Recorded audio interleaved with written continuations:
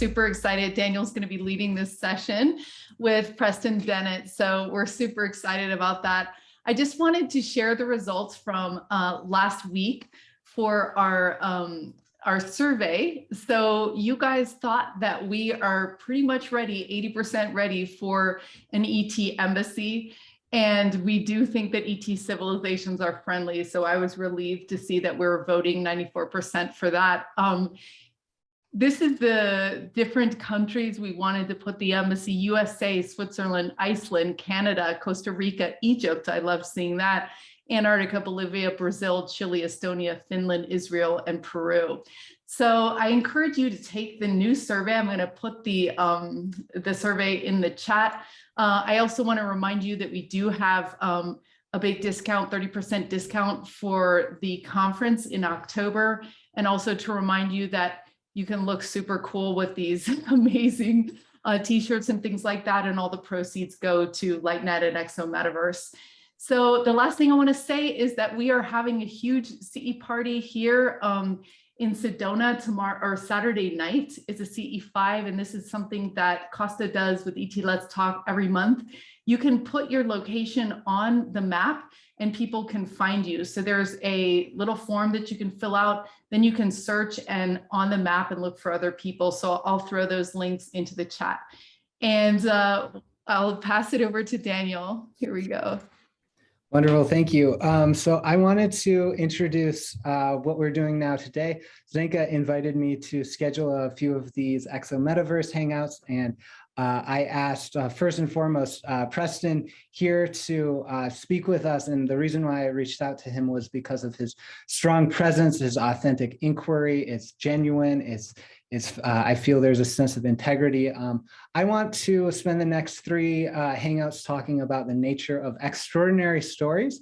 So I'm thinking of this as sort of a mini series. Today we have Preston Dennett, who has authored over 28 books and 100 articles about UFOs and extraordinary things.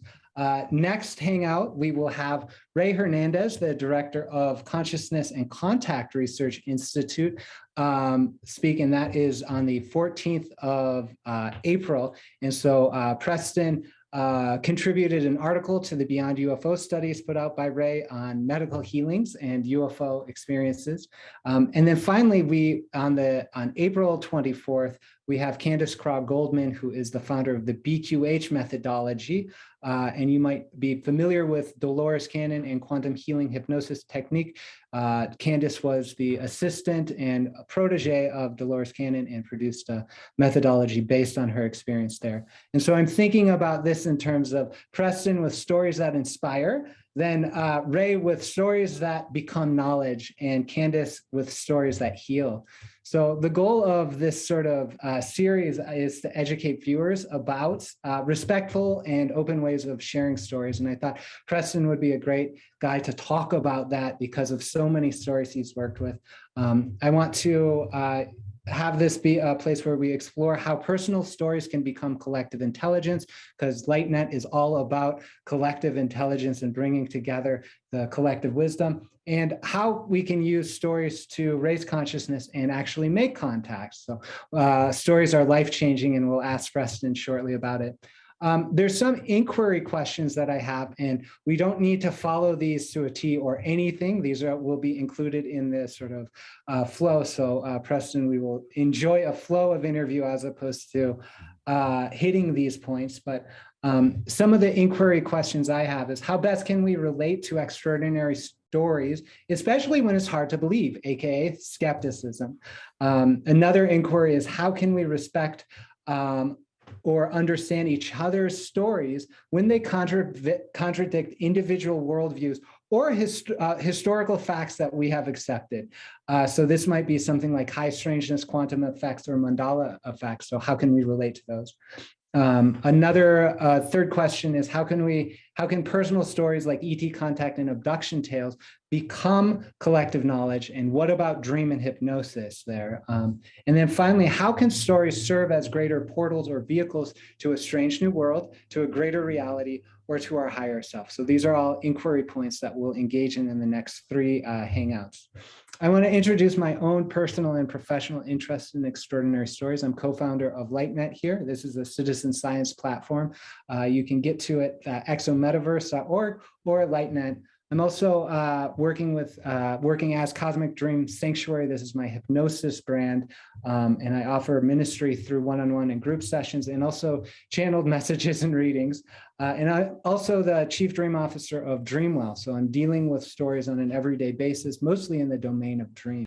So with that, let's talk a little bit about Preston and how I connected with him. It was through the Preston Dennett YouTube channel, actually. I watched his videos about these stories where he retells encounters that he's researched and had interviews with experiencers. They're really well done. You can see like the art that is in the background of his image here. It's supplements the story, and there's a feeling of authenticity, a genuineness, and respect that I want to understand how and why that happens. So this is the core of the interview.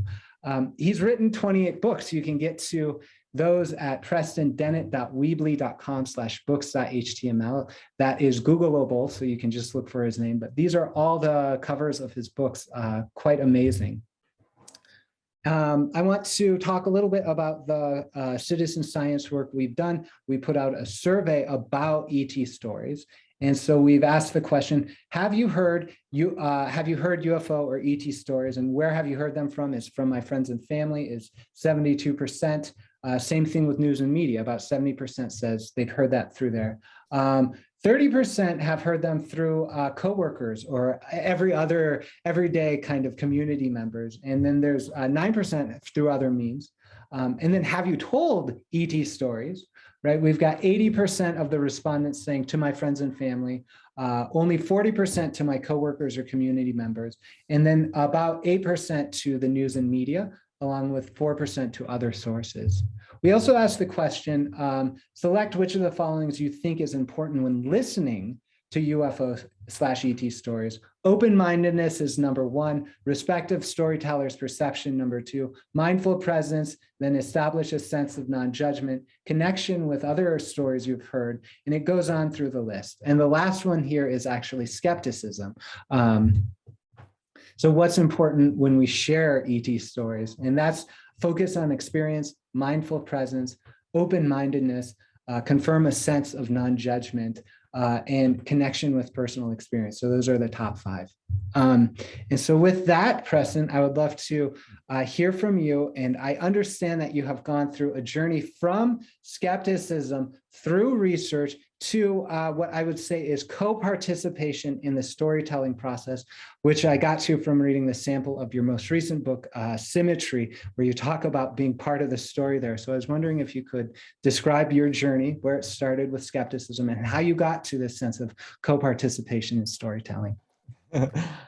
Yeah, thank you, Daniel. This is pretty exciting. Never in a million years would I thought I would be doing something like this. I came into this field of UFOs and the paranormal, really a complete skeptic. I would describe myself as a materialist. I was very analytically minded. I did not think there was anything like life after death or ghosts or psychic powers, definitely not UFOs. I thought the stars are too far away. The stories I'm hearing in the media remind me quite a bit of Star Trek, was what I was thinking. I always thought, if people are seeing ETs, it would be something beyond our imagination, not people, with eyes, head, 2 arms, legs. I just was a vehement skeptic and really a little bit rude about it. I was ready to tell anyone who believed that they saw UFOs, or especially ETs, that they were hoaxing it. They were lying. They were hallucinating. They were misperceiving. Later, I found out this is really the Air Force or the government party line, where they are covering this up and deliberately putting forth this narrative when they know full well it's real. At any rate, came in as a skeptic, right? Was absolutely repulsed by the subject. I did not want to hear it. And when I was a teenager, my brother Mark, my older brother, came running into the house. Said, I saw a UFO. it was at treetop level. And I looked at him and I'm just kind of shook my head. I'm like, Mark, I don't want to hear it. And it was in years later, 1986. In fact, I remember the day exactly. It was November 17, 1986. I was 21 years old. And this report came on the news about a sighting over Alaska. It's a very famous case now about a pilot, Captain Kenju Toroshi, was flying a Japanese commercial airliner over Alaska and saw two very large craft, larger than his jet airplane. It appeared on his onboard radar. The whole crew saw it. This is a commercial airliner, so no passengers. Also, the FAA was tracking it on radar, though they later denied this and called it split images. There were ground witnesses, and these UFOs actually paced this aircraft for almost an hour. And in fact, came so close that the Captain Kenju Toroshi, called the control tower and requested a course change, which they granted. He wanted to shake these UFOs. And he turned and still they followed him. So this was a really remarkable case. But on the news, as often is the case, certainly back then in the mid-1980s, it was not treated with any seriousness at all. It was very tongue-in-cheek. They just kind of joked about this crazy pilot and turned to each other. Have you ever seen a UFO? No, I haven't. And that was it. There were none of these details. But they did show the picture of this pilot. And I remember thinking to myself, this poor man, how can a pilot say this? Is he crazy? How can he possibly think that he saw a UFO? He's going to lose his job over this, which turned out to be true, by the way. He was grounded, but this is what was going through my mind. And the report moved on. It was very brief, but I couldn't get it out of my head. I just kept thinking, why did this pilot do this? Why would he just throw away his career like this? He had to know that this was going to cause an uproar. And that just pierced through my skepticism enough to go back to Marco, my brother, and say, Mark, you said you saw a UFO, right? He's like, yeah, I told you. I'm like, well, tell me again. And he described how he, as I think he was like 19 years old at the time, was with his two friends, Phil and Greg, and were driving through Reseda, actually where I live now, one evening around, I think this was late 1970s and maybe early 80s. And this UFO dropped down out of the sky. I'm like, what do you mean a UFO? He said, well, it was a saucer. It was saucer shaped, metallic, colored lights on it, a dome. It was silent, it was hovering right in front of our car, and we took off chasing it. I'm like, wow, really? He says, yes. And we chased it down Reseda Boulevard for 15 minutes, would stop and wait for us and then dart ahead, was sort of playing with us. I'm like, are you serious? He says, Preston, it was at, just above the telephone wires. We weren't the only ones who saw it. Other cars were chasing it too. We passed them. And I'm like, really? And he says, I'm totally serious. If you don't believe me, call Phil, call Greg, his friends. They will tell you the same thing. I'm like, give me their number. And that's pretty much what I did because I was intrigued. I knew Mark wasn't lying to me. I knew that. And it was pretty clear after listening to him with finally an open mind that he wasn't misperceiving. It's almost clear to me from the beginning that this was real, but I just couldn't wrap my head around it. So I called Phil and Greg and they're like, oh, I'm so glad. No one ever listens to me. They think I'm crazy. And yeah, we saw it was saucer shaped, a dome, colored lights, same exact story. And I was shocked, utterly shocked. And I thought, I wonder if anyone else in my family has seen a UFO. I have 5 brothers and sisters. So I asked Jamie, my oldest brother, he's like, nah, UFOs aren't real. Stephen, no, not real. I asked my older sister, I'm number 5 in order. And she's like, well, I believe in them. Don't you remember? They were in the encyclopedias when we were kids. I don't remember that. And I asked my little sister, Valerie, and she's like, no, I've never seen one, but I believe in them. And then I started asking my in-laws, my brother's wife. And she says, oh yeah, I saw one. I'm like, really? What did you see? She says, well, it's not far from here. It was in Van Nuys. This is, again, in Southern California. And she saw these 3 lights in a triangular formation hovering over Van Nuys Air Force Reserve Base. I'm like, really? She says, yes, it was hovering there for a while. We had no idea what it was. It couldn't have been a plane, not a helicopter, a balloon. I mean, she went down the list. And I'm looking at her. She's like, you don't believe me, do you? I'm like, I'm not saying that. I'm just having a hard time with this. And she says, well, if you don't believe me, talk to my friend Adlai. He's there. You know him. I'm like, yeah, I do know Adlai. Give me his number. And I called Adlai. He's like, oh, yeah, I remember that.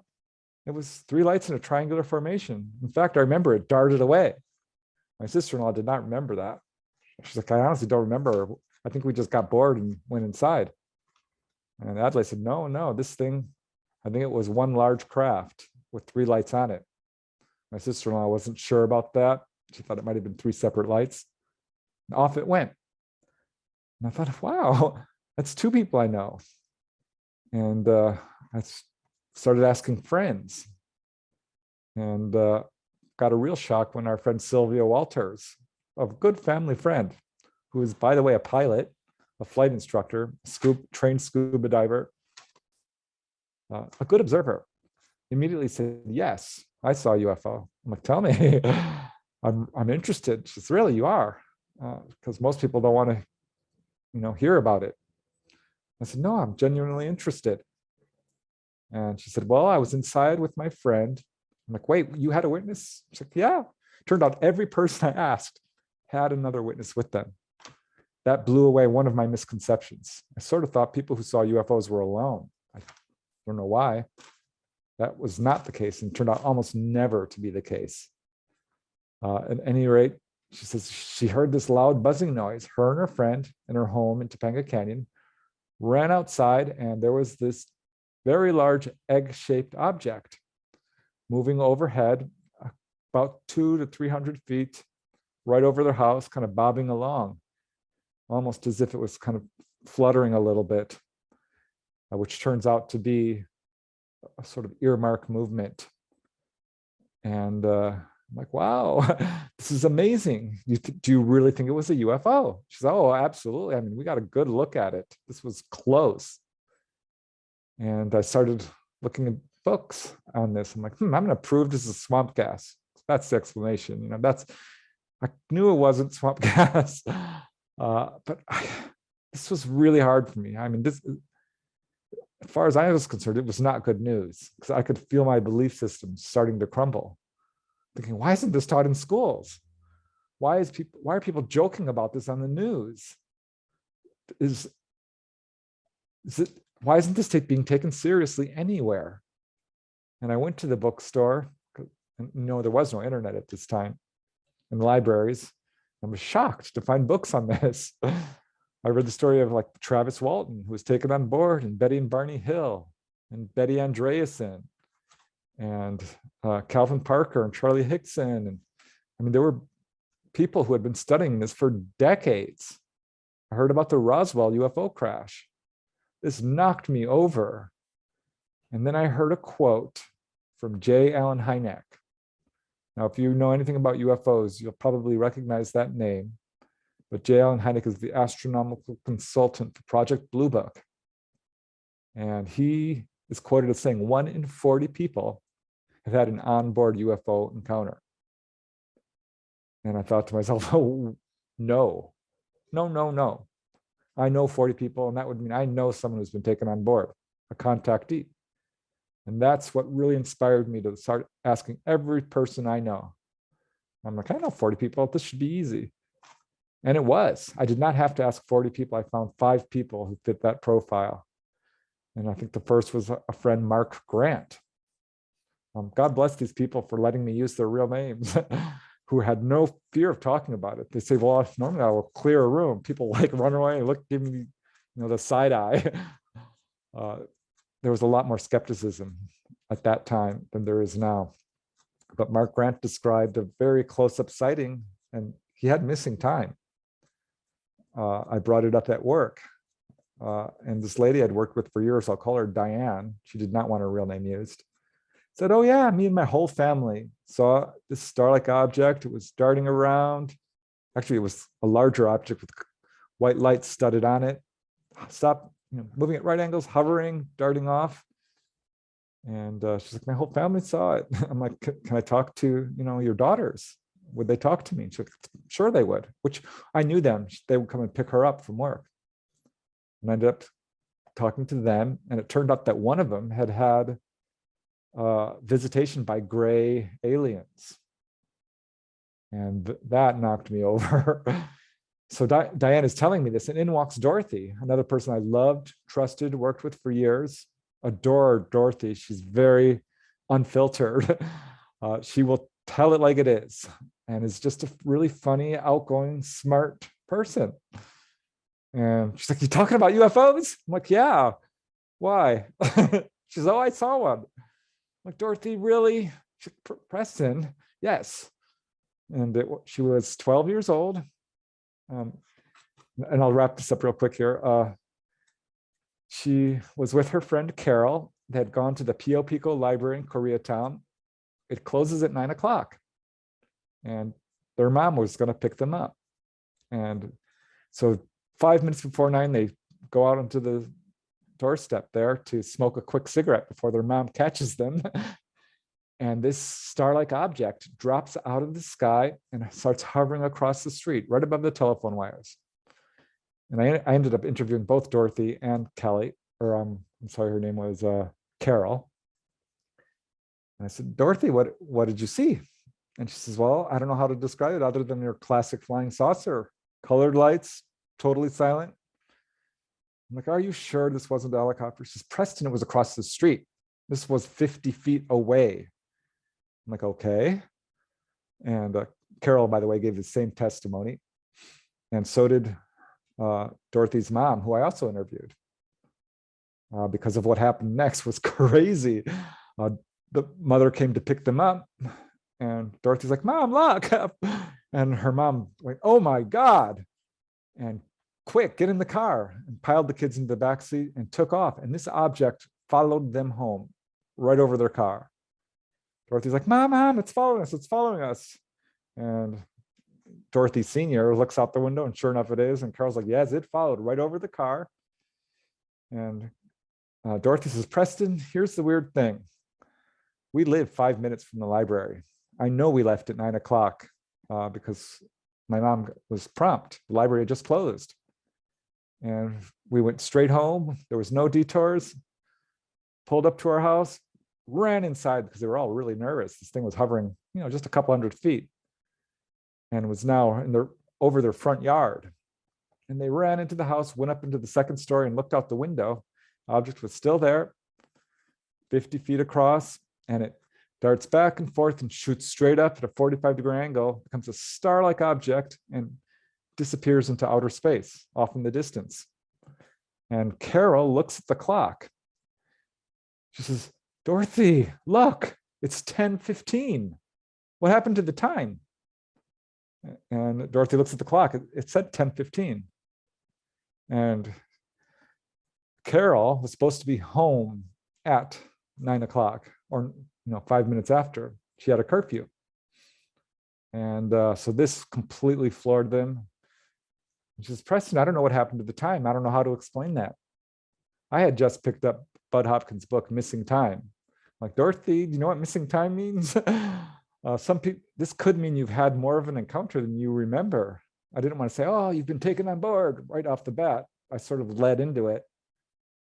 And so she's like, what do you mean? I'm like, well, maybe you were taken on board. Some people don't remember this. And her eyes got real wide. She's like, you're serious? I'm like, well, what happened at the time? She says, I don't remember anything like that. I'm like, well, people are using hypnosis to recover this. She says, I don't think I want to do that. And I talked to all three of them about this. So that hit home for me. It was a ton of bricks. I was very unhappy. My belief system was dealt a shattering blow. And I could not handle it. I ended up joining UFO organizations. I bought every book I could find, started asking everybody. I became a field investigator for the Mutual UFO Network and started investigating cases formally, and it just sort of snowballed from there. Wonderful, thank you. That is quite a beginning to your experience. A couple follow-up questions about there, and then I really want to understand what you did within yourself to build that resiliency of mind, that enables you to like put out 28 books and like write all those articles, because I know that encountering these stories has an impact on ourselves. But before we dive into that question, I'd love to just get a sense from you of how much of your research involves like the missing time experience. How often have you encountered it? And what do you think of that hypnotic testimony about that? Do you give it credence? How do you interpret that, that type of testimony about missing time? Yeah, I was surprised to find that it was not hard to locate individuals like this. We had a pretty high turnover at our office where I worked, and a lot of people come in, and I started, getting referrals from family members and friends of friends, and turned out my sister-in-law finally admitted that she had seen grays. She wasn't ready to tell me at this point. My other sister-in-law also admitted seeing ETs as a young girl.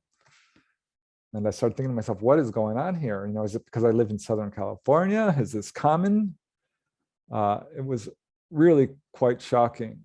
And yeah, I do believe hypnosis is a valid method to recall memories. I've really looked into it quite a bit. Bud Hopkins talked about it, how the police used it in various investigations, such as the Chowchilla kidnapping. One of the people was able to recall a license plate number that way. It is controversial, hypnotic testimony. But the fact is, I've talked to people who have not needed to use hypnosis to recall what happened to them. They are what we would call fully conscious experiencers. And in fact, Diane, the lady who I worked next to, her daughter, fully remembered being taken on board by Grays, examined, the whole deal, talking to them. And she remembered all of it. And her testimony matched up perfectly with what people were recalling under hypnosis.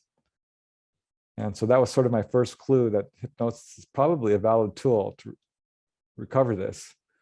But there was controversy about this. And then I remember watching a television program, which you've probably heard of, Mythbusters. And they decided that they were going to tackle hypnotic regression. Is it valid? Does it work to recover suppressed memories or extra details that you don't consciously recall? And they tested this in a very clever way. Without telling their crew, they staged a stunt where someone came into their office and caused a ruckus, and basically like stole items and said names and just caused a big to-do, and then walked out. And they said, okay, we want all of you to write down what just happened and in detail and everything that you can remember. And they did. And then they said, okay, we're now going to put you under hypnotic regression to see if you can recall any extra details. And they sure did. They remembered, colors of shirts and a tattoo the guy had and just little tiny details. And so I do believe it absolutely works. And I personally haven't done hypnosis myself in terms of, doing it to somebody. I have gone under hypnosis to see what it was like. So I am a big supporter of it. I generally don't recommend it unless a person has a very clear-cut case of missing time or has anxieties that are causing them problems, nightmares, inability to sleep, phobias, to overcome that, because it is controversial, even among UFO investigators. But yeah, I personally, in my own investigations, believe it does work. And I fully support it. But honestly, most of the stories that I've put forth in my books do not rely on hypnosis, because there was a very strong sort of kickback against hypnosis. People are saying this is false memory syndrome. These are people who are imagining this. And I can tell you, no. My first book, extraterrestrial visitations, which focused on these kinds of experiences, only 2 cases had hypnosis. And that's been true for every book I've put out. 1 or 2 cases might have hypnosis in them, but the vast majority do not. So I can easily tell people we can throw false memory syndrome as an explanation out the window. It does not account for this. It's not sleep paralysis. It's not any of these skeptical explanations. I can tell you this with full certainty and back it up with firsthand cases. Wonderful. That's really good to hear. I love to hear that. One of the related questions I have is in terms of the interpretation of these experiences of interacting with the UFO occupants, right? I saw you recently speaking about Jacques Vallée and the sort of psychology interpretation. So one of the things that I find troublesome about this field is that there may be like contradictory worldviews or sets of facts or high strangeness that sort of like we don't know how to make sense of in terms of like an objective world. And so it sort of goes, oh, well, if we can't make sense of it, then it's all just like subjective expressions of a deeper subconscious or something like that. But how have you ever encountered like 2 different sets of facts or like Mandela effect or contradictory expressions about the world, in these cases, and how do you reconcile those? Yeah, I mean, certainly. When you interview people, particularly a multiple witness case, it's not at all unusual for someone to say, no, that I don't remember that at all. And people will give varying testimony, which is true for any investigation with any event. Any police investigator will tell you this. And I've talked to police officers and military people and Navy personnel and trained observers about this. Eyewitness testimony is not 100% reliable, particularly if a person is not a trained observer. So it's not unusual to have varying testimony, but usually it does follow a pretty set line. I'll give you an example. I interviewed 4 people who had seen a UFO. Actually, it was 1 UFO followed by 2, followed by a very large mother ship, which sent down a beam of light on the house, followed by 2 more craft. And I interviewed 1 witness, Gabe Eldort was his name, and he was a fantastic witness. It had tiny little lights around it. The beam of light was about this thick. It went from that corner of the house to this corner of the house. I wanted to jump inside that beam. These craft were not shaped like you have in your drawing here, because I had my sister-in-law draw it for a little flyer I put up looking for other witnesses, and which I found, by the way. And he just gave this really fantastic testimony. And then I interviewed the brothers who were there, Ivan and Leif Eason. And Ivan, I think it was, he said, yeah, I remember it really well. What I really remember is the mothership. I don't really remember the others. I'm like, well, Gabe said that there was 5 of these things. He said, well, I don't doubt it, but I don't really remember that. I'm like, well, tell me about this one that, sent down the beam of light. It's like, I remember that. I'm like, what did it look like? He's like, it was big. I'm like, well, how big? He's like, I don't really know. I'm like, how low was it? He says, I couldn't tell you. And I'm like, well, where did the beam of light hit? He says, well, it came down. I remember that. I started to get frustrated with him. I'm like, well, what do you remember? He says, Preston, honestly, I'm really sorry, but it scared the daylights out of me. I did not want to look at it. I turned and I hid under the house. And interviewing more and more people, I started to realize something. We interpret things through the lens of our belief system. So I've talked to people who were very religious and said, I'm not sure if this was a demonic spirit or not. I'm like, just tell me what you saw. And they will describe perhaps a figure with a very large head, a skinny body, a light coming from behind, very much your typical gray. And had a UFO land. Still, we're not ready to accept this as, extraterrestrial per se. And another thing that can really color a person's perception is their level of fear. When someone has a strong fear reaction, it's very difficult for them to accurately observe. So I started to realize what's going on here and why there are researchers who are saying this might not be extraterrestrial at all, because some of these cases do have very high levels of strangeness. And it appears that throughout the centuries, this is a very old phenomenon. It's been going on for millennia. It's been interpreted through the viewpoint of that culture. Only recently have people even thought about extraterrestrials as a valid concept.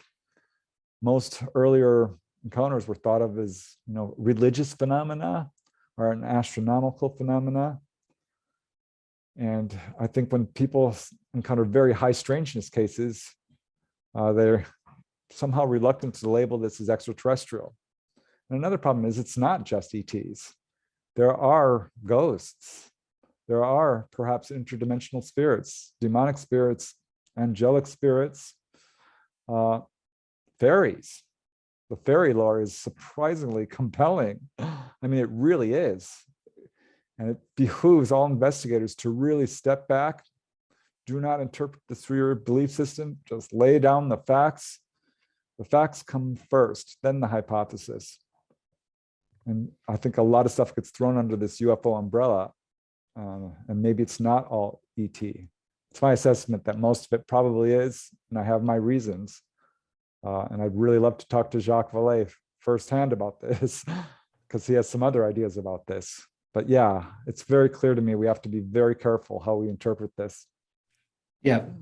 I'd love to dive into the belief system, but right now I think it's time to go into our breakout rooms for the audience, and you and I, Preston, will continue the interview for the next 20 minutes. The people who are going into the breakout rooms can choose to stay here. And in the breakout room, we invite you to assign a timekeeper. You have the next 20 minutes to have this time to discuss in small groups. I would invite you to discuss either a contact experience you've had, so share a story of contact,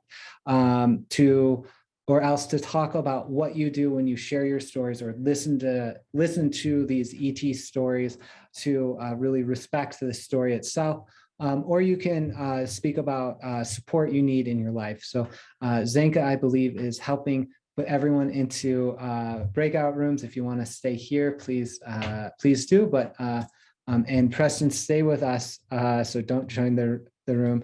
And just to let everyone know, this is being recorded, so you can come back and view the archive of the interview. So thank you. Yeah, so Preston, the belief system, right? This expansion of belief system, the shattering of your belief system. It sounds like there's a journey here. One of the things that really impressed me about how you communicate is you are very much into the facts. You're very descriptive. The way you write is like, this person did this, they saw this was their experience. There is some observation I noticed in your writing about common themes, which I find to be beneficial in terms of relating to this story. But how, what would you say your belief system is? How have you developed this like resilient belief system where you can actually encounter all of these mind-shattering stories? Yeah. Well, I've sort of learned to separate belief from knowledge, because people have a tendency to believe something and it's not necessarily based on factual evidence. It's based on what they were told, perhaps. And you can listen to all the stories you want. That is not true knowledge. True knowledge comes solely from personal experience. And, beliefs can point the way, certainly, and very helpful, I think, to listen to people's stories, particularly because it helps people who have had these experiences. But for myself, I started to have to basically rebuild my belief system very carefully. And I started to realize, it wasn't just UFOs I was dealing with here. So I had a sort of double whammy when I learned how to interview people more open-end and say, have you had any unexplained experiences? Because a lot of them started to say, well, I had a near-death experience. I went to the other side and I saw, my deceased mother or what have you. I thought back, because my mom had died some years earlier in 1984. I saw her spirit at the service and did not believe it. I thought I was just hallucinating, but it was a full color apparition right in front of me. And so I started to realize that, one witness, Sylvia Walters, actually, who I mentioned, said, my house is haunted. You want to hear about that? I'm like, what? She's like, yeah, what, you don't believe in ghosts? I'm like, well, tell me what happened. So I started to realize there's a lot more to this. And my belief system was thoroughly ground to dust. And I had to be very careful about what I believe. And often when I talk to people, they will say stuff like, particularly if they were taken on board or saw grays or something face to face, they will say things like some caveat, like, I don't take drugs. I'm well educated. I've got a good job. There's no history of mental illness in my family. Please don't use my name. I haven't told anybody this, not my spouse. People are moved to tears when they relate these stories. It's very difficult for them sometimes. And I can relate because it was for me. And I started having paranormal experiences, actually, myself.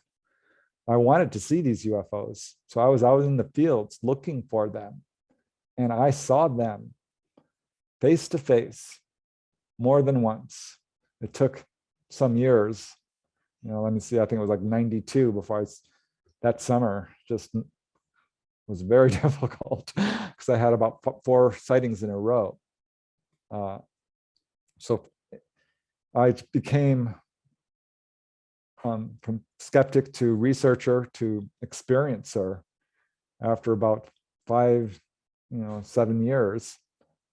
And by this point, I was writing articles. Mind you, I researched the subject for 10 years before I put out my first book.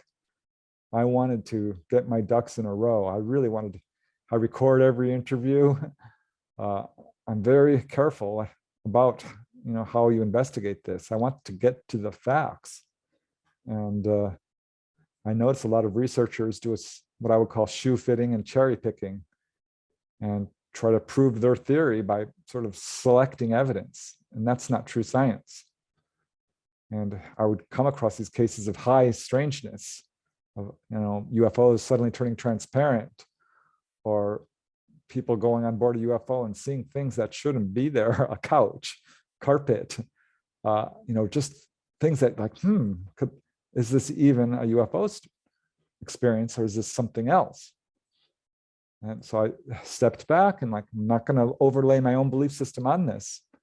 I'm just going to put forth these encounters as people tell them and verify them and vet them as best as I can. That's great. That's a really great way, I think, to approach it is as best as you can and not make judgments about it. You mentioned a sense of people crying in the experience of talking to you. Is there any advice you would give to the listeners about how to be a good listener with these stories, right? How do you relate to someone that's crying about it? Do you try to stop them crying? Do you go into a mindfulness practice? What do you do when someone is emotional around that? And how can you be a good listener to these stories? Yeah, I learned very early on that my highest priority was the witnesses' well-being. I wanted to be there for them because a lot of people who are witnesses go to investigators who just want their story or who want to interpret it as, the way they want to see it. And I realized that this is not helpful to people. I mean, I dealt with a couple from Canada who had a pretty harrowing encounter in which they had a missing pregnancy. And they're like, you're the 3rd or 4th researcher you're the first one that we feel comfortable talking to. I'm like, listen, I'm just here to help you, answer any questions you can. And yes, people do get tearful. And I let them know, like, look, you are okay. You've gotten through this, haven't you? I think you're going to be fine. And I will tell them why, what I've learned and that I'm here for them. And if there's any question that they have, they can call me. You don't have to worry. According to my research, I think we're going to be okay. I do not hold back on information. If someone wants answers, I will give it to them. And yeah, their comfort. I'm like, listen, let's maybe put this on the back burner for a while. I can see you're upset. Maybe we should just not talk about this for now. Or if you want to think of these as dreams, that's fine. Because I remember I was talking to one guy and he had had a missing time and wasn't aware of it. And I finally sort of walked him down that. I'm like, okay, you know, what time was it you said? And okay, and then now you're saying you were in a different position and it was this. And I'm like, do you see what's happening here? Do you think that's possible you have lost track of time? And he started to shake and, you know, become tearful. This was a lawyer, a professional man. And he later called me up and thanked me profusely. He says, you handled that really well. Because I had no idea that this encounter was more extensive. I mean, I just didn't know. I wasn't connecting the dots. So I think it's important to be very careful and not just, I learned that with Dorothy. Like, Dorothy, you were abducted. She's like, what? It's important to be careful. And yes, respect a person's story. Because I've had, if you express skepticism, like, oh, are you sure? Were you on drugs? You know, what were you smoking? That people will clam up real quick. Don't ask them in front of other people either. They will not tell you because they don't want to be ridiculed. They don't want to be disbelieved. So this is a real challenge for many experiencers to talk about. I've had people express complete skepticism in front of me when I'm talking about this, because I'm very forward in a party setting or a group setting. I'm like, yes, I believe in this. I've talked about this. I've had these experiences. I've interviewed people, and people are like, ah. And then they later come up to me like, I didn't want to say, but yes, I did have something happen to me, and maybe you could help me figure it out. So it's very important to allow the witness to tell the story at their own pace, the way they want to, and comfort them, provide them with information, let them know there are support groups, books out there. You're going to be okay. A lot of people have gone through this. You're not alone. There's all sorts of things that you can do to help people through this. Thank you. Yeah, that's really good advice. One of the things I noticed when you started talking about relating to these stories is that people started opening up when you said, yeah, I really do want to know about your story. Like, and that was at the time of your story where maybe you even had some skepticism or you didn't believe. So I'm curious now if there's anything outside of your scope of belief, like what stretches your belief system now? Has anything stretched your belief system? Well, I mean, that happens. Yes, absolutely. I remember it was like 1994. And I'm like I know UFOs are real at this point, but I had interviewed this lady who I'll call Wendy, who described being taken on board and seeing hybrid babies. I'm like, ooh, that's a lot. Hybrid babies, huh? Okay, I've heard of this. This was one of my first cases. And just a full-on, really extensive contact story. She says, Preston, once I woke up and there were grays surrounding my bed. And I jumped up and I kicked one in the neck and its neck snapped. I think I killed it. I'm like, Wendy, really? And she's like, honest to God, it stopped this abduction from happening. They quickly spread their arms, they pulled away, went through the walls, and they were gone. And I'm thinking to myself, could this be real? I don't think she's lying. What is going on here? And I'm scouring the literature in my mind, thinking, is there any cases like this? I could only think of one. I remember Travis Walton said he socked a gray in the head, but that was about it. And I remember I was transcribing the interview and I'm leaning back in my chair thinking, I wonder about this one. When something really incredible happened, I got a very strong impulse to run onto the roof of my condominium in Canoga Park. I was on the 3rd story. I quickly grabbed my glasses, which I use for driving. I'm slightly nearsighted, and ran under the roof. And I was up there before I even knew what I was doing. You're not allowed on the roof, by the way. And I thought to myself, what am I doing up here? This is odd. And that I wasn't up there more than 20 seconds when a UFO appeared. And it was right across the street, maybe 100 feet away. It was a bright oval, fiery white, yellow oval. And it blasted me with a telepathic message.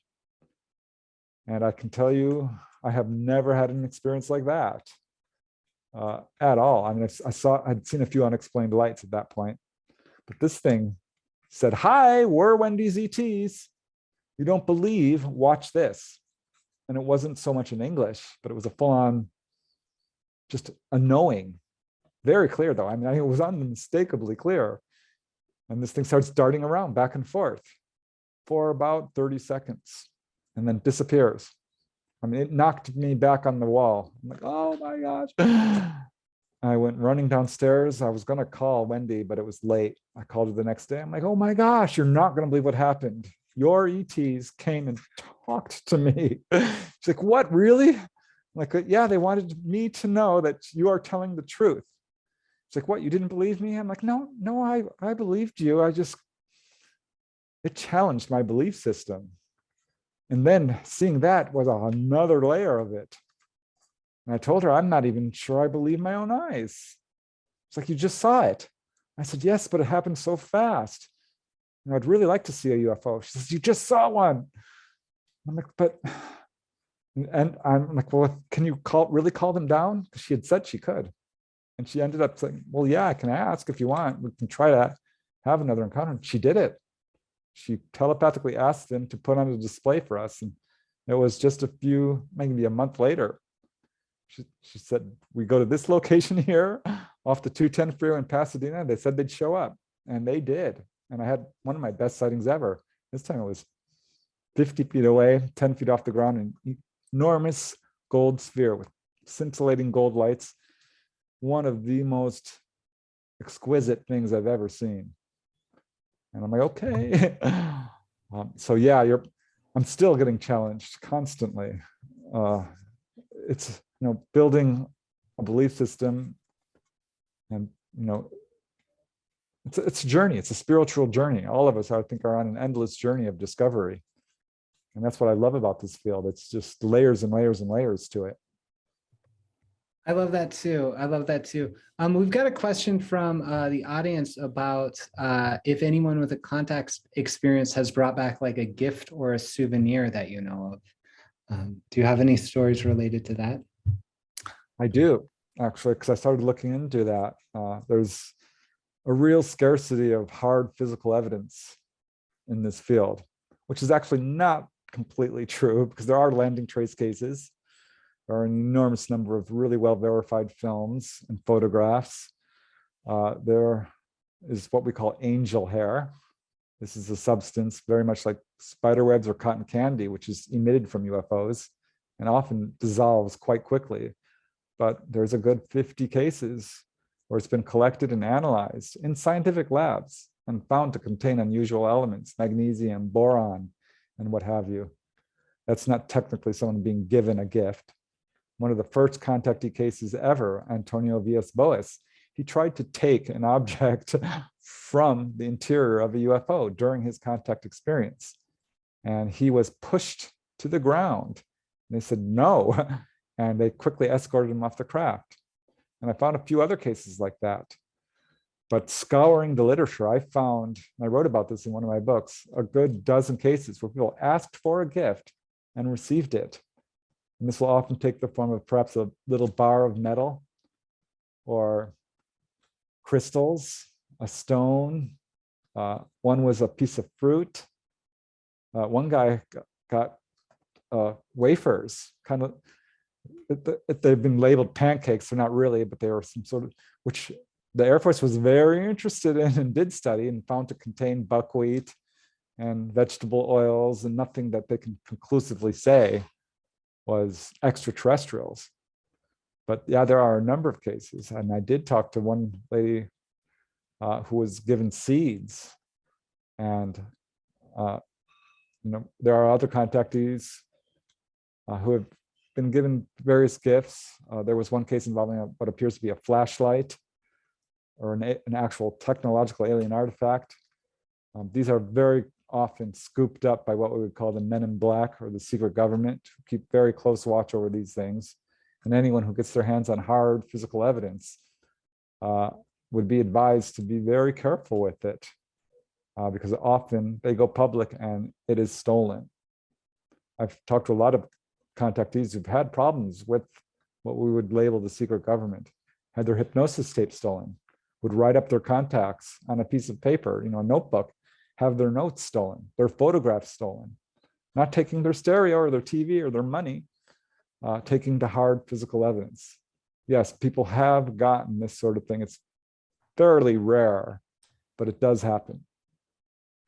Yeah, I've heard about that. I just want to note that ever since I heard the case of the buckwheat pancake, my wife and son and I have been making buckwheat bread to offer to the to the beings. We have an offering house, and so we make bread for them.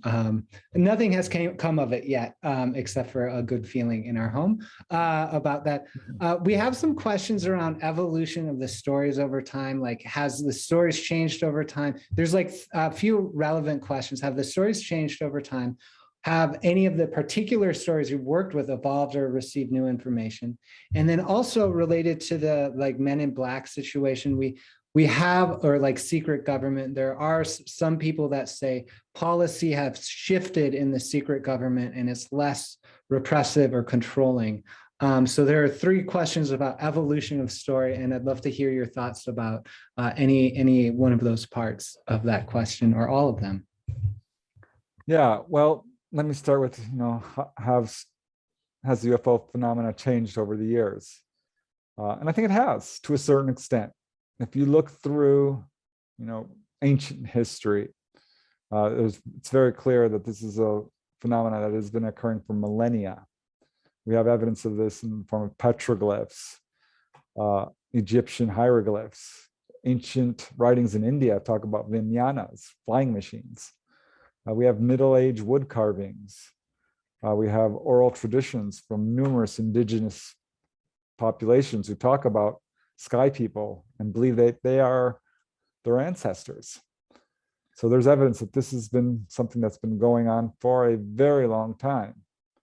However, this was never really something that had gone mainstream, not in modern history, certainly. There are a few accounts, say in the Middle Ages, perhaps, where there were waves of sightings. The Romans called these flying shields, but did not think of them necessarily as extraterrestrials. And historically speaking, there are not a lot of accounts of what we would call on-board UFO encounters. There are some, but not a lot. So this was often interpreted through, as a religious experience, perhaps. And starting in 1947, coinciding really with the atomic age, I don't think that's a coincidence, we had a sudden onslaught of UFO activity at levels never seen before in modern recorded history. In the 30s, there were some ghost rockets seen over Sweden, or maybe that was the 20s rather. In the 30s and 40s, there were Foo Fighters, balls of light seen during the war. At the turn of the century, 1895 to about 1910, there was an airship wave. And these were often described as Zeppelin-like objects, not your modern UFOs as we would think of it. But really starting in 1947, we had a huge wave of reports involving what we would call flying saucers. And they have remained very consistent all the way to the present day. We do see wide variation of shapes. Most common is saucer-shaped, but globe-shaped is not unusual, V-shaped, manta ray, really a wide variety of shapes, cigar-shaped, egg-shaped, but this is very consistent. And what we did see is in the 1950s, we started to see a lot more landings. At this point, there was no real accounts of people being taken on board except for the contactee era, which was people who claimed friendly contact with human-looking ETs by and large. And that seemed to be pushed underground or fade away when we started getting a lot of reports of grays and the whole quote, I'll put that in big quotes, abduction phenomena. So the phenomena absolutely did evolve. In fact, there were researchers who absolutely refused to accept humanoid reports in the beginning because they were not common. And UFO crash retrievals were also almost unheard of. People did not take them seriously at all in the 50s. Now it's one of the forefronts of UFO research.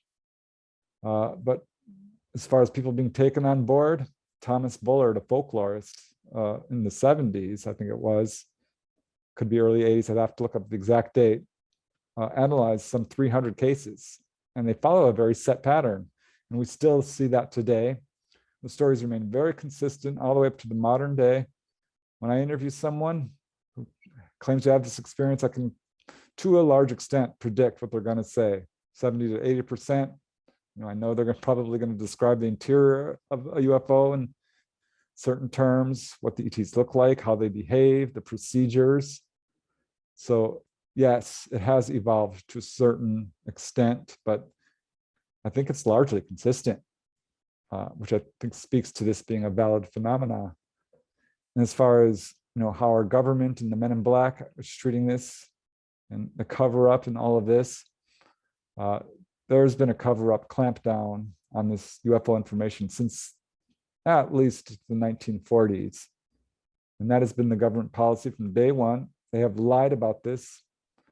And this is not speculation. I'm not speculating here at all. If we can prove the cover-up through documents released through the Freedom of Information Act, we know for a fact that all the intelligence agencies virtually have taken this very seriously and know it's real. The NSA, the CIA, the FBI, Air Force, Navy, they know that this is real.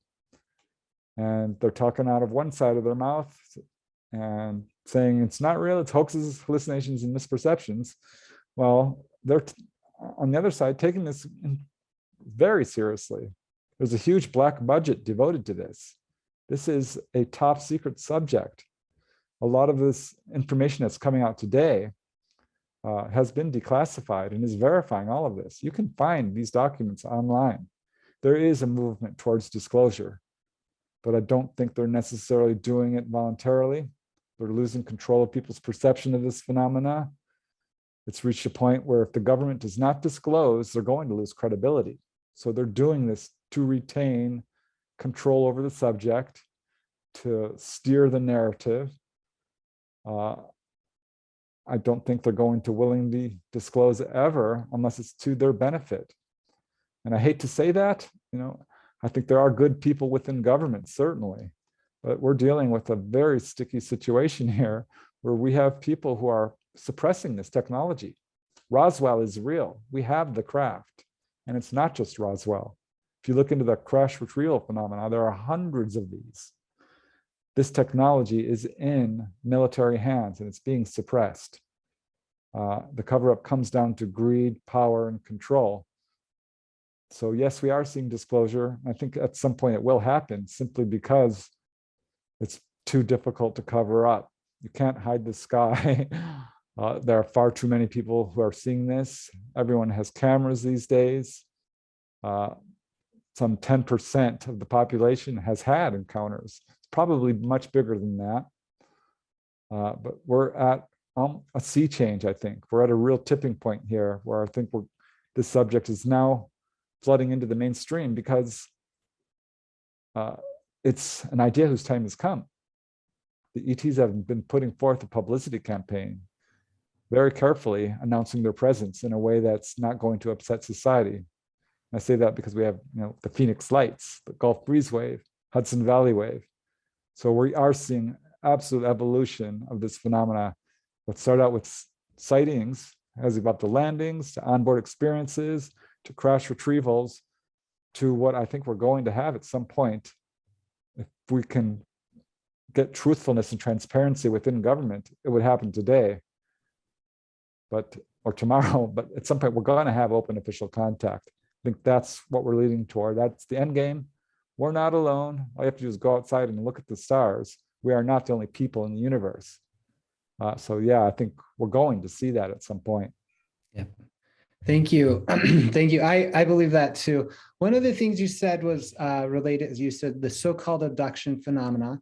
And this is like you talked about government control. And I feel a lot of the narrative surrounding the so-called abduction phenomena and perceptions of certain ET races, say the Greys, as manipulative or as nefarious and all these things.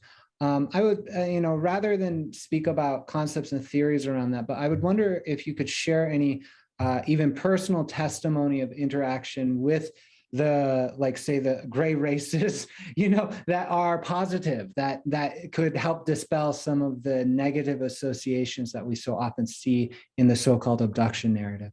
Yeah, I bought into the whole fear of this when I first got involved in this field. I'm like, oh my gosh, people are being abducted. These Greys have no feelings. They're being kidnapped, horrific experiments. It was clear to me that this was what was happening until I started to really examine what happens to a person when they're taken on board. And I wasn't getting any accounts of like outright, what I would call sadistic behavior, or ETs trying to scare people. And in fact, if you look at these accounts, yeah, it can be scary. I'm not going to walk that back. People do experience a lot of fear, but that's largely because we're a fear-based society. I mean, just watch TV. This whole, we are trained to fear, seriously, and divisiveness and racism. So when someone sees someone who looks different, fear is their go-to. Fear guides people's lives. It really does. It's one of their primary motivations. We need to move beyond fear and realize the universe is safe. And when I started looking at people's reports, some people would say, oh, I hated this. I'm like, well, what happened to you? Well, they physically examined me. They appeared in my bedroom and they said, don't be afraid. We won't hurt you. That is the number one phrase. They will say that almost every time. If ETs talk to you, that's what they will say. That's encouraging. They're not saying, we want you for, they are trying to calm people down right off the bat. And the very worst I hear is, this physical examination, which is very frightening. And if someone has a strong fear response, they feel like, well, I don't like this. This is evil. It caused me a lot of anxiety, fear. I have nightmares. I have PTSD. Like, I understand. I'm really sorry. Did they actually hurt you? Well, no, they didn't. I'm like, okay, well, that's encouraging. I ended up finding out a lot of people are being healed during these examinations. I did some real pioneering research into this because I found out that pretty much every major researcher has healing cases. I'm serious about this. Bud Hopkins, David Jacobs, John Mack, all of them, Barbara Lamb, Yvonne Smith, and people weren't talking about them. I'm like, that's odd. And I started to realize people have a strong fear reaction. What happens is, they might lash out, so they're rendered unable to move, temporarily paralyzed, and often their memories are suppressed. They have what we know of as missing time or amnesia. And the ETs will put them back. And I think this amnesia is for their own good, to not cause psychological trauma, because they're having a very difficult time accepting this. And then I interview people who've had a lot of experiences and have gotten over their fear for whatever reason, not afraid. I talked to some people who are perhaps military veterans, have no problem, or have had some hairy situations in their life, and like, this is nothing. I wasn't scared, no. And these people have a fairly different narrative, and it might start out very scary, and people move beyond their fear. So I started to realize, okay, so when someone's taken on board, yes, they're physically examined, but if they can not be afraid and move beyond that, what usually happens, and this is not uncommon, is they are shown the engine room, told how the craft works. They're like, this is how we fly. This is our engine. We use gravitational fields, magnetic lines. It's usually somewhere along the lines of electromagnetism is how they fly their craft. It goes over some people's heads. They do their best. But it's also not uncommon for people to be taken to like an observation deck. And like, would you like to see where we are? And they will turn the craft transparent or a section of it and show you the star field or the moon or Saturn. I've got numerous cases of people taken to Saturn. Sounds science fiction, but I'm telling you, this turns up a lot. And if anyone gets messages of any kind, it's often along the, well, they'll give you personal messages like, you know, how can we help you with your, you know, goals in life? And they will be given predictions like, oh, this is, you're going to get a raise at work, or we think you're going to meet this person. It's a great relationship, or, you know, here's a good area for you to move. Very personal messages, which often people don't like to talk about because it's very personal. But they also give very generalized messages, I guess, which are geared towards how we're treating each other and our planet. So the most common message by far is along those lines. Warnings against nuclear proliferations, warnings against our warlike ways, warnings against greed and corruption, pollution, you know, earth changes, this sort of thing. And there's a very, very pronounced spiritual aspect to UFO encounters. And this is a rule rather than an exception. People who are having extensive encounters, as a rule, have a spiritual awakening, an enlightenment, and will come back from their encounters with the ability to do hands-on healing, Reiki, channeling, psychic reading, precognition, past life recall, astral travel, all these, what we would call psychic abilities, or I won't even call them superhuman abilities, they're natural human talents. This is a major ET agenda. They're trying to wake people up. And just real quick, one specific example, if I could. Yeah. A lady I interviewed from Maine. I like her case because she, you know, never went under hypnosis, and she overcame her fear, and she met her full-grown hybrid son. He says, "I'm here. I'm always here to protect you. And here's the message. You know, you need to tell people to stop putting out the greed and corruption they're putting out, because you'll destroy your planet like we almost did ours." They said, who you thought were angels throughout history, a lot of that was us. They said, if people should start disappearing from the planet, it's being done by us for the universal good. I have many cases of this, by the way, of people being rescued from disasters and car accidents and all kinds of things. They warned her, you know, Hurricane Katrina, you thought that was bad. There's going to be more of this coming up. They said that we have been working with your genetics for millennia to basically follow genetic lines, ensure that the best of our genetics is preserved and elevating it. They said they actually worked with animals as well, boosting the emotional intelligence of cats and dogs specifically. This is what they told her, to better relate to humans. So these are all why I started to come around to like, okay, this is what's going on here. There is an ET threat narrative that's being put forth, but it's not warranted. It's not backed up by actual cases. I'm not going to say these are all puppies and rainbows and every ET out there is our friend. It's a big universe. But let's face it, this is a very advanced technology we're dealing with.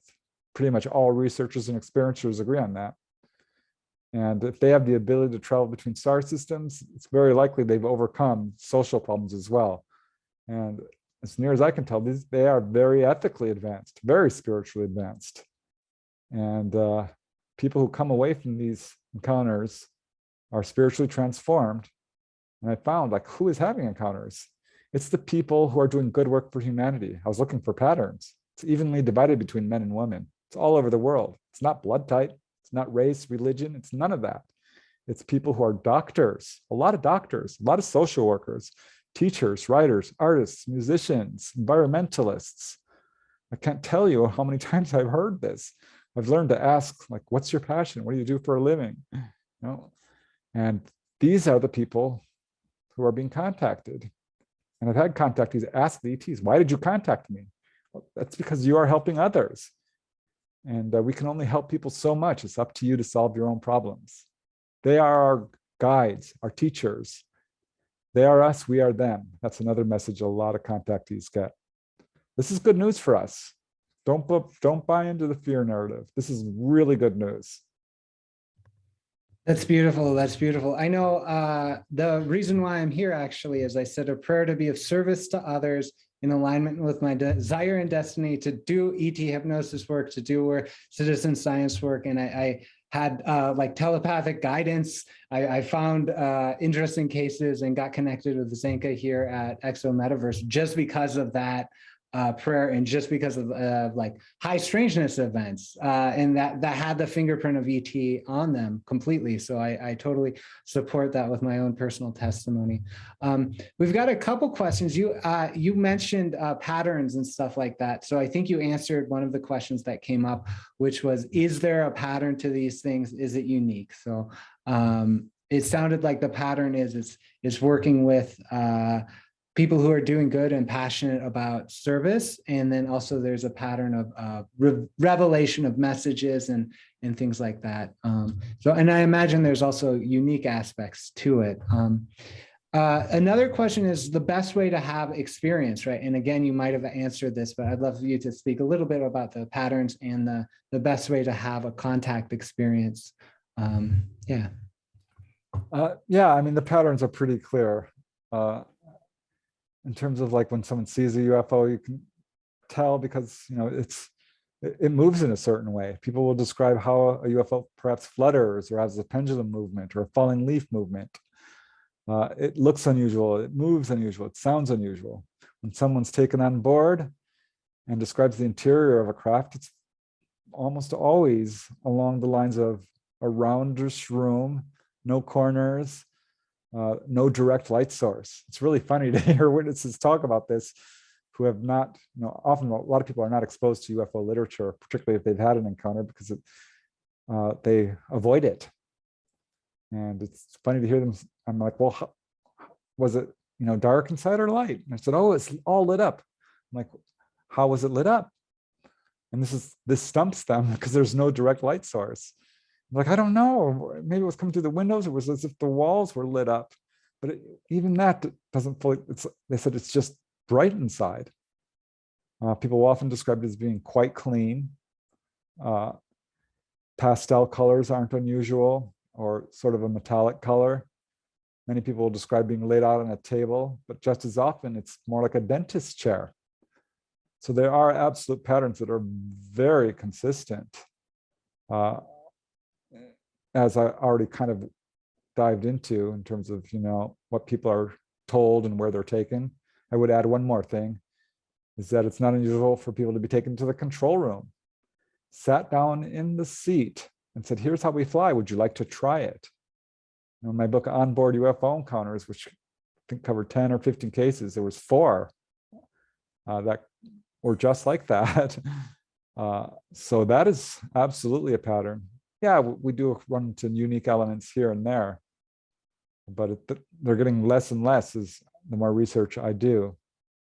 So yeah, there are absolutely patterns. And gosh, what was the second part of the question? how to have contact, like what's the best way to have an experience? Yeah. Yeah. Oh, I'm so glad you asked that. Because if you want to see a UFO, you can, and it's not hard to do.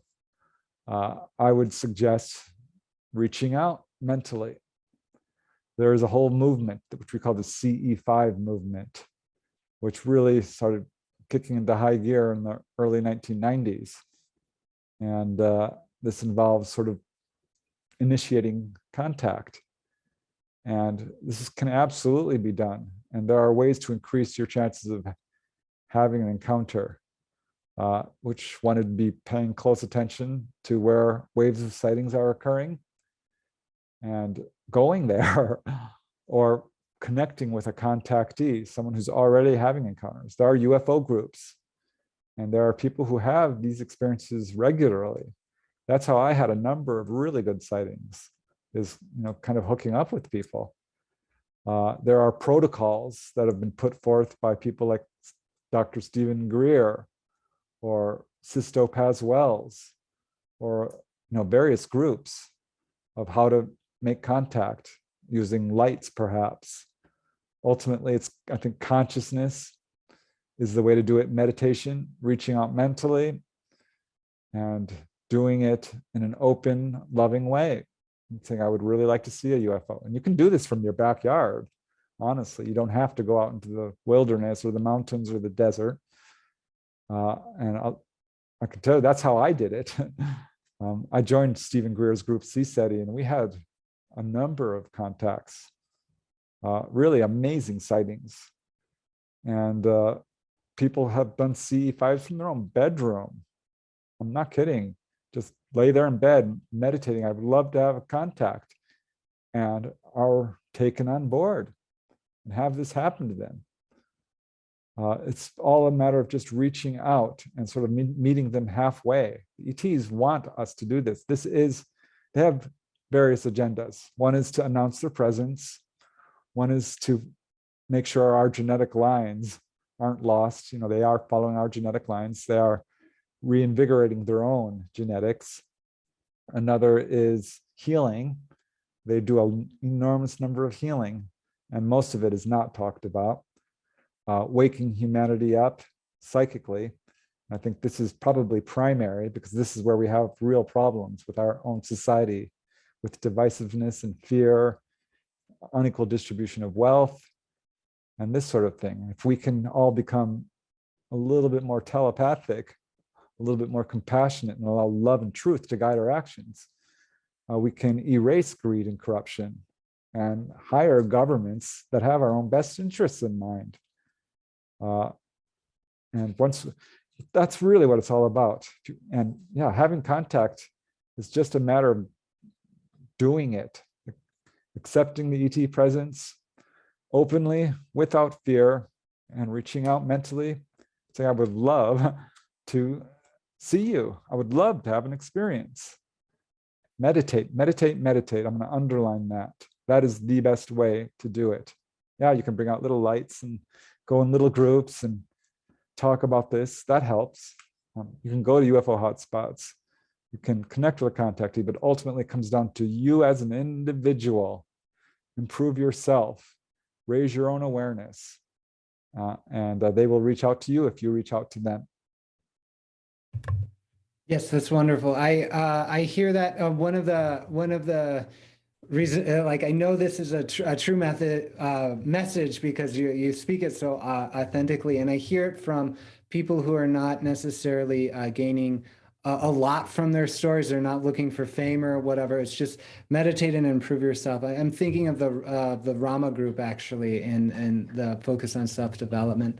We've got one other question in the chat, which is about ET visitors and the Galactic Federation. So do you have any insight around the Galactic Federation? The Galactic Federation, huh?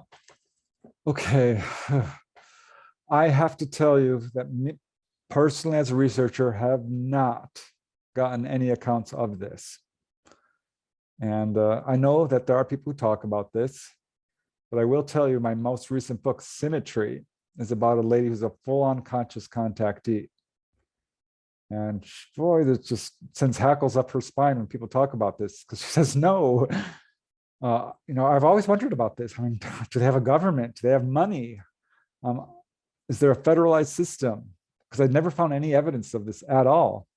And we see ETs cooperating with each other. We have human-looking ETs cooperating with greys, cooperating with mantids, working together, strange humanoids of all kinds, little blue beings, light beings, tall whites. There's a huge variety of beings, all humanoid, pretty much without exception, working together. I found no evidence of wars or then conflicts really at all. No, I personally have not found any evidence of a galactic federation.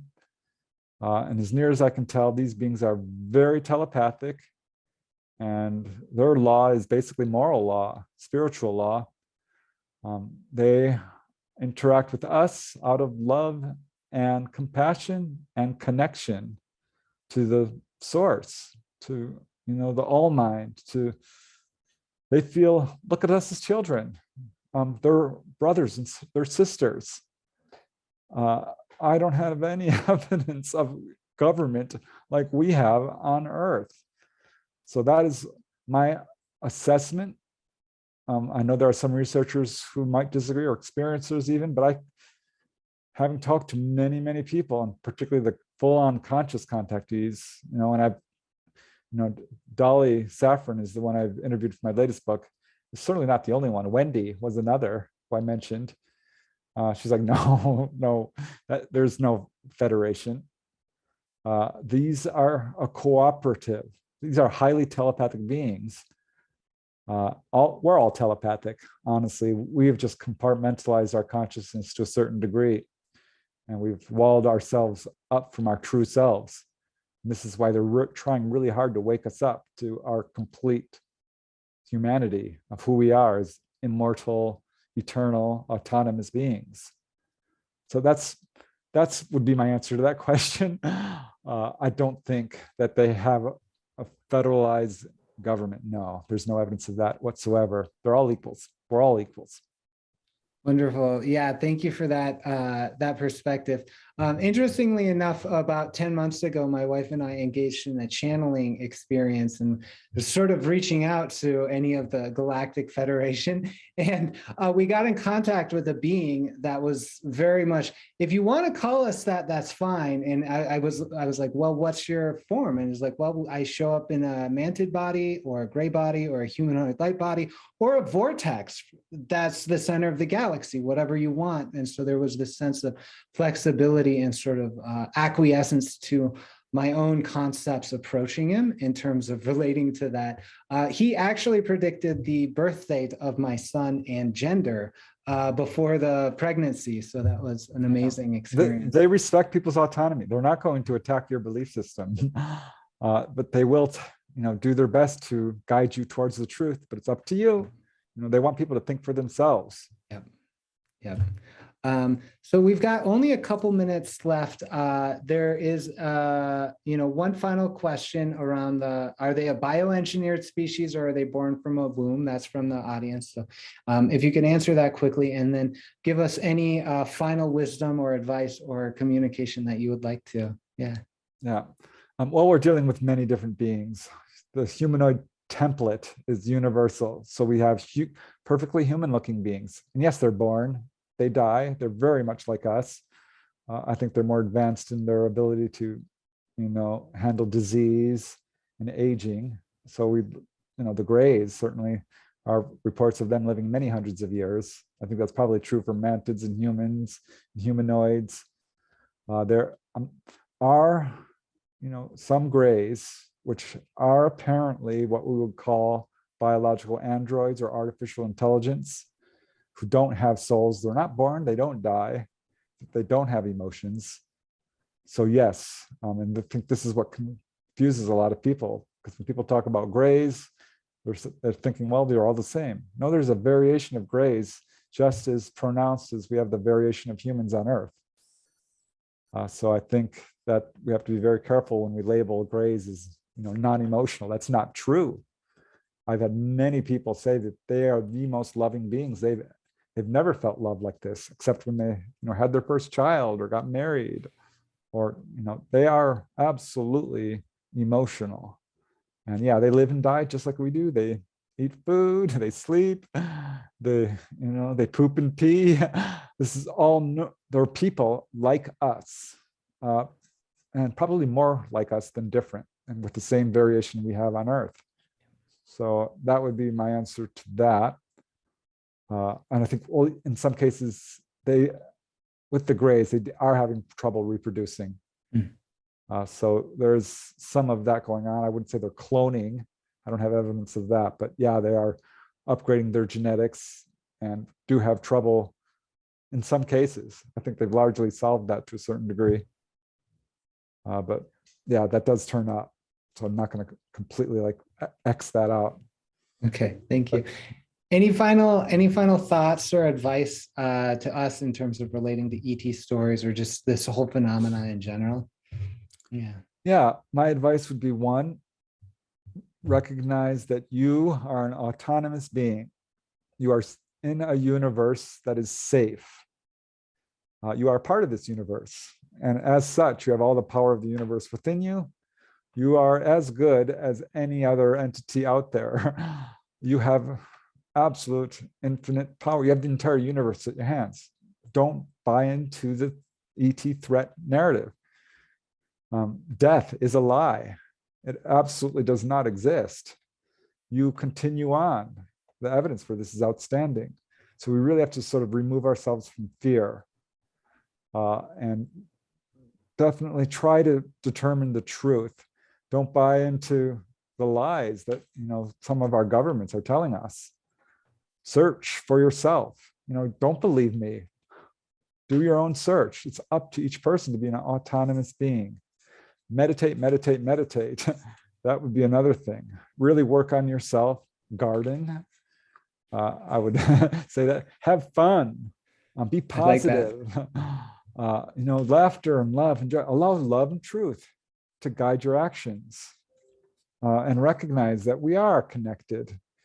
What hurts another person hurts you. And people will realize this if they study near-death experiences in the life review. Any bad you do to another person comes back at you. We are far more connected than people realize, not only to each other, but to all life throughout the universe. We are absolutely interlocked. And the universe itself is, we are the universe. So yeah, my advice would be let go of the fear, have fun, raise your awareness, do your best to just work on yourself and allow love and truth to guide your actions, and let go of fear. Wonderful. Thank you so much. That's such a beautiful message. I'd love to have fun. I love the be part of the universe. That I like. This message actually says to me, you have been in deep contact with extraterrestrial beings. You know what's up. So thank you for sharing that wisdom. Thank you for being with us. I just want everyone to know that in 2 weeks we will be talking with Ray Hernandez to continue this discourse. But so much thanks to you, Preston, for being here. I really, really appreciate it and had a great time. So thank you. Thanks, Daniel. Yeah. And thank you, Zenka, and all you guys for coming. I really appreciate it. Thank you very much.